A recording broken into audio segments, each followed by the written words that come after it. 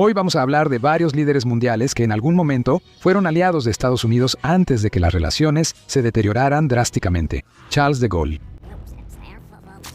Hay muchas maneras de describir a Charles de Gaulle. Sin embargo, nadie puede negar su amor por Francia y su disposición a hacer todo lo posible para ver prosperar a su patria. Durante la Segunda Guerra Mundial, después de que Francia fuera invadida por Alemania, de Gaulle se vio obligado a exiliarse, ayudó a organizar las fuerzas de la Francia libre y estableció un gobierno de oposición a los colaboradores de Vichy. Después de la liberación de París en 1944, de Gaulle encabezó 2 gobiernos provisionales franceses antes de renunciar en 1946. Regresaría a la vida pública, convirtiéndose en presidente de Francia en 1958. Independientemente de su liderazgo, Francia se convertiría en miembro fundador de la OTAN en 1949.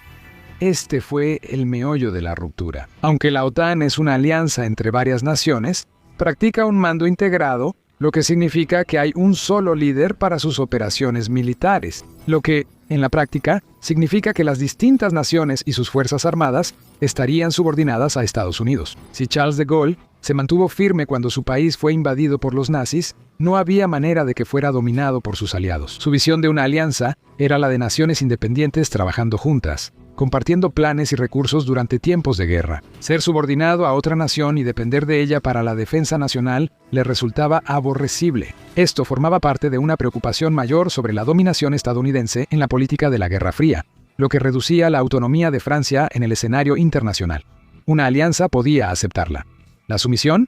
No. En marzo de 1966, exigió que Estados Unidos retirara todas sus tropas de Francia. Esto tomó por sorpresa a Washington, ya que tenían la impresión de que de Gaulle estaba a favor de la retirada de las tropas estadounidenses, pero de manera gradual, a medida que ya no fueran necesarias para la defensa contra la Unión Soviética, amenaza que de Gaulle pensaba que disminuiría con el tiempo. Este nuevo cambio de tono fue recibido con enojo. Se dice que el secretario de Estado, Tim Rusk, preguntó, cito, ¿y también los que están enterrados en los cementerios franceses? Más importante aún, de Gaulle también retiró a Francia del mando integrado de la OTAN. Los soldados franceses ya no estarían bajo el control de Estados Unidos ni de ninguna otra nación. Ten en cuenta que no abandonaron la OTAN, pero permanecerían en la alianza en sus propios términos. De Gaulle quería que Francia fuera una nación orgullosa e independiente, no subordinada a otra. No fue hasta 2009 cuando Francia se reincorporó al mando integrado de la OTAN. Ho Chi Minh. Todos los hombres son creados iguales. Son dotados por su creador de ciertos derechos inalienables. Entre estos están la vida, la libertad y la búsqueda de la felicidad. Si estas palabras te suenan familiares, no estamos hablando de 1776 ni de la Declaración de Independencia de Estados Unidos. Nguyen Sinh. Kong nació en 1890 en la Indochina francesa, lo que ahora es Vietnam, aunque es más conocido por el nombre Ho Chi Minh.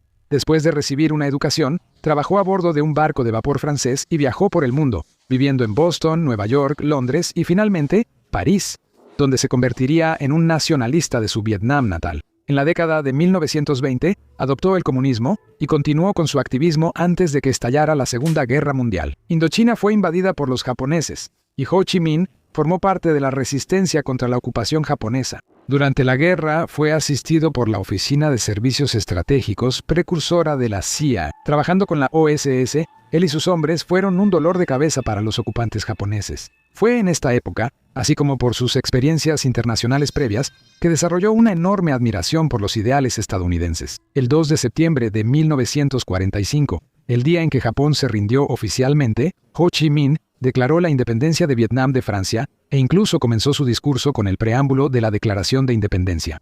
Él esperaba obtener el apoyo de Estados Unidos en su intento de independizarse de Francia. Sin embargo, cuando llegó el momento decisivo, Estados Unidos apoyó a Francia en su intento de recuperar el control sobre su colonia rebelde. Cuando Francia fue expulsada en 1954, Vietnam se dividió entre el norte comunista bajo Ho Chi Minh y el sur bajo Ngo Dinh Diem. Estados Unidos apoyaría al sur. Para Ho Chi Minh, esto fue una gran traición. Él había buscado el apoyo de Estados Unidos para la independencia, solo para ser rechazado una y otra vez. Vietnam del Norte y Vietnam del Sur lucharían por el control del país, y Estados Unidos apoyaría al sur. Ho Chi Minh, un hombre que basó el llamado de su nación a la independencia en las palabras de Thomas Jefferson, se convirtió en su enemigo más implacable. Todos sabemos lo que pasó después. Manuel Noriega. El Canal de Panamá es, posiblemente, la propiedad inmobiliaria más valiosa del mundo, y Estados Unidos lo vigila muy de cerca, así que el líder de Panamá está bajo bastante presión. Después de varios golpes de Estado y tomas de poder, Manuel Noriega consolidó su poder y se convirtió en el líder de Panamá en 1983, Seminal. Esto en realidad fue una buena noticia para Estados Unidos. Durante décadas antes de tomar el poder, fue informante de la CIA, la Agencia de Inteligencia de Defensa y otras agencias estadounidenses. Así que tener a uno de sus hombres en el poder fue una gran victoria para Estados Unidos. Él apoyaba a los Contras, movimientos contrarrevolucionarios que intentaban derrocar al gobierno sandinista en la vecina Nicaragua, lo que significaba que Panamá estaba involucrado indirectamente en el caso Irán-Contra, que es un tema que necesitaría su propio video para explicar. Noriega informaba a Estados Unidos sobre el tráfico de drogas, el lavado de dinero y los movimientos de fuerzas guerrilleras, y permitía que Panamá fuera utilizada como base de operaciones para la intervención estadounidense en la región. Por supuesto, le pagaban muy bien por esta información. Según una fuente, recibía $10,000 al mes por sus datos. Sin embargo, no todo era color de rosa. Noriega a menudo jugaba para ambos bandos, apoyando a los sandinistas en ocasiones, así como a los cubanos cuando le convenía. Sin embargo, una preocupación aún mayor eran los cárteles de la droga. Noriega estaba más que feliz de llenarse los bolsillos con dinero del narcotráfico. Estados Unidos estaba dispuesto a mirar hacia otro lado. Pero con la implicación en el caso Irán-Contra, se hicieron acusaciones de que Noriega vendía tecnología e información estadounidense clasificada. Además, la zona del canal estaba bajo control estadounidense, pero sería entregada a Panamá a finales de 1999. Noriega, quien antes era un activo, se volvió más difícil de controlar y se convirtió en una carga. Y la relación que antes era beneficiosa se volvió amarga. En 1988, fue acusado formalmente por un gran jurado por cargos de tráfico de drogas. En 1989, ignoró los resultados electorales en los que su oponente ganó contundentemente.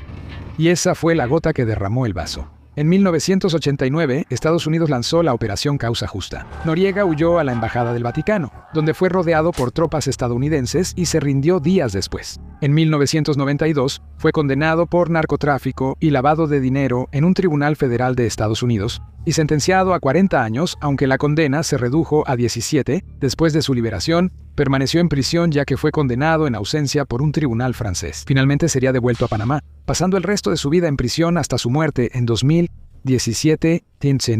Saddam Hussein fue, en el mejor de los casos, un aliado por conveniencia, pero eso no hizo que el cambio a enemigo fuera menos dramático. Después de la revolución de 1979 en Irán, Estados Unidos necesitaba a alguien en la región que actuara como contrapeso. En 1980, estalló la guerra entre Irán e Irak, lo que le dio a Estados Unidos una oportunidad para socavar al nuevo régimen iraní.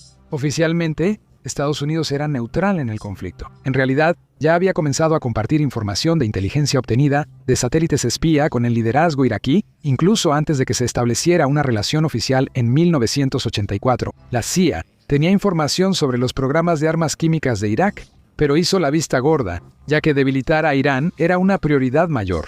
Incluso con este apoyo, la guerra se prolongó hasta 1988 e Irak quedó devastado, especialmente en lo financiero.